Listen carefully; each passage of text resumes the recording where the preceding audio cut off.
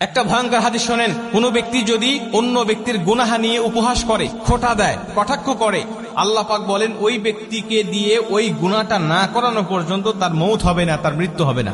মানে আপনি আপনার ভাইয়ের কোনো গুনাহ নিয়ে খোঁটা দিচ্ছেন, কটূক্তি করতেছেন, উপহাস করছেন, মানুষের মাঝে বলে বেড়াচ্ছেন, ওই গুনাহ আল্লাহ আপনাকে দিয়ে করাবে, তারপরে আপনাকে দুনিয়া থেকে টান দিবে।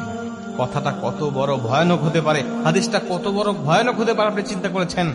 আপনি মানুষের গুনাহ নিয়ে খোঁটা দিচ্ছেন, আপনি মানুষের গুনাহ নিয়ে কটাক্ষ করছেন, আপনি মানুষের গুনাহ নিয়ে উপহাস করে বেড়াচ্ছেন, আল্লাহ আপনাকে ওই গুনাহটা আগে করাবেন।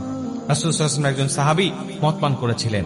আল্লাহ রাসূল তাকে যখন মদের শাস্তি দিচ্ছিলেন, ওই সাহাবী এটা দেখে উপহাস করতেছিল এবং তাকে গুনাহগার বলে বারবার ভর্ৎসনা দিতেছিল এবং বলতেছিল সে কত বড় গুনাহ করেছে, সে কত বড় অন্যায় করেছে, মদ পান করেছে, এটা বলে বলে মানুষের কাছে প্রচার করতেছিল।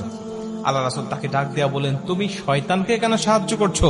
তুমি শয়তানকে কেন সহযোগিতা